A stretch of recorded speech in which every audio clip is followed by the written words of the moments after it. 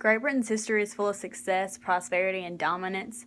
It was one of the world's greatest powers for many years. As the old saying goes, the sun never sets on the British Empire, which means the British rule lands all across the earth, and they're very powerful, and a lot of this power stems from their greed.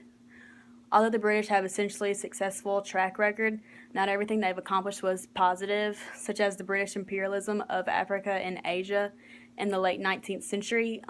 Many people argue that Great Britain's imperialism of Asia and Africa during the late 19th century was beneficial, but a lot of people also say that it was detrimental to the African and Asian countries. Imperialism may have seemed like a good idea to the British at the time, but in hindsight, it's obvious that it didn't turn out to be as great as they thought it would be. And the detriments definitely outweigh the benefits of it. Although Great Britain's imperialism of the two continents was profitable action for Great Britain themselves, it was not good. It had many drawbacks for Africa and Asia in the late 19th century. Oh gosh.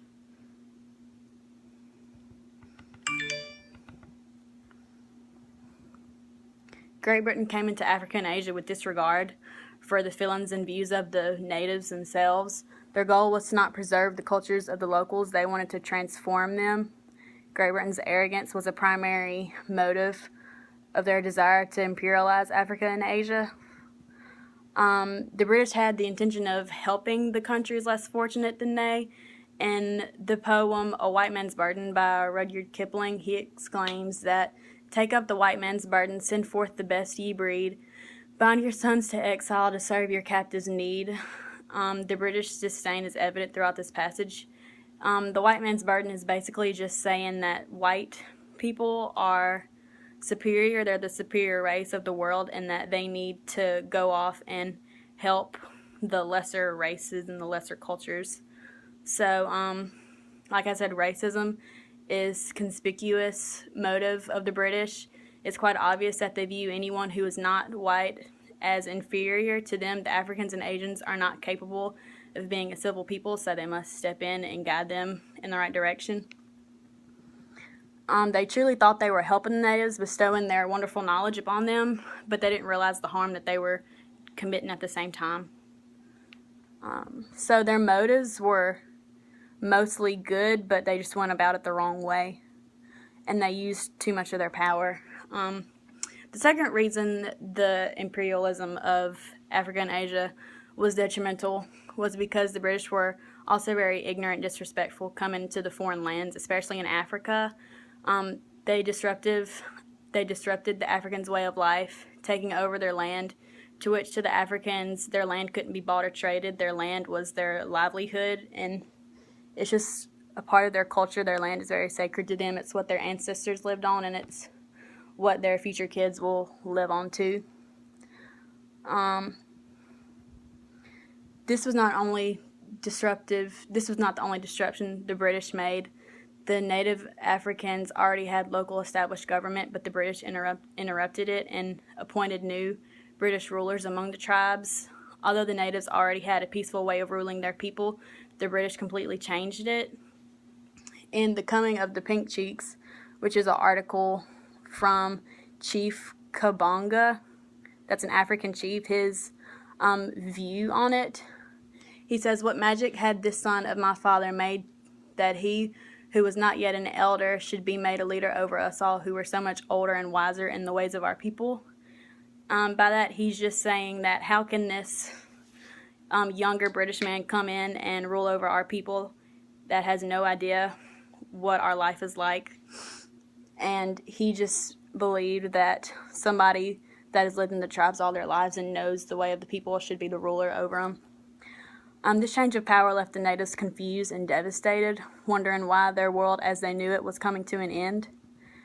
And the third reason that imperialism was detrimental was because Great Britain promised many things to the Africans and Asians under their control, that the disunity and distrust among the people groups.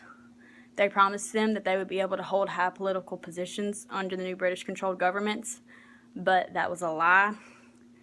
This would give them the promise that the British made would give them some sort of ownership in their governments and in their homelands, but instead they were forced and oppressed to follow the rules and regulations set in place by the British governments on their own land. So basically, foreigners just come in and rule their lands, even though the Africans clearly are the ones that know how to run it. Another problem that arose was that of rising taxes falling on the shoulders of the already financially failing countries. So the British were just raising taxes that the Africans and the Asians had to pay, but they never provided them a way to pay it. So in India, for example, what was happening is that the taxes were being raised on the local people, but the British government was not providing the means by which to pay them, and that is a quote from the article The Benefits of British Rule, 1871. This showed the way the British government was not worried about the countries they were imperializing, rather they were concerned with what they were acquiring. So basically, they weren't worried about how this was affecting the natives. They just wanted to strip the land of all that it was worth. The fourth reason, Great Britain's greed and ignorance, also played a significant role in the damage of African and Asian countries by the British, was that the British had no intentions of preserving the natives' land, and they just basically took it for all that it was worth.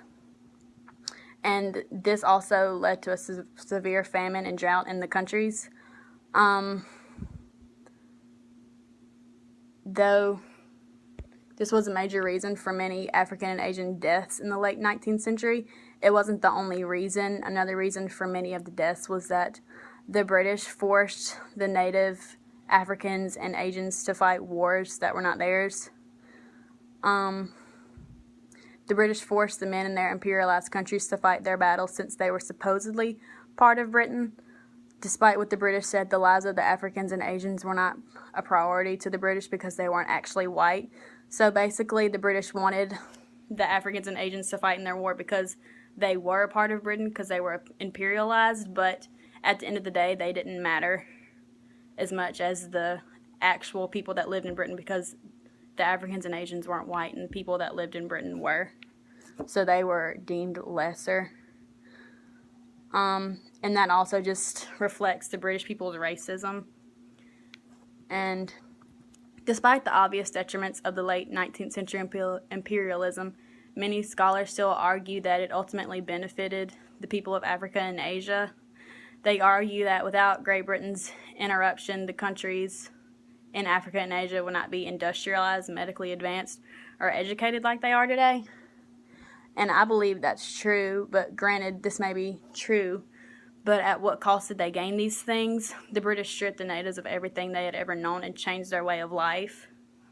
They were forced to conform to the ways of people they had no desire to be like or be ruled by. The things Africa and Asia gained from imperialism are little compared to what they lost. So basically, the British gave them a new government and showed them all the medical advances and a different way to live, but the native Africans and Asians lost so much more compared to what they gained from British imperialism. Great Britain's imperialism greatly affected the countries of Africa and Asia in a negative way. Britain's little regard for the land and people themselves of Africa and Asia is one of the reasons for the political unrest seen in the following years of Africa and Asia. It led to an anti-British sentiment amongst the oppressed people groups.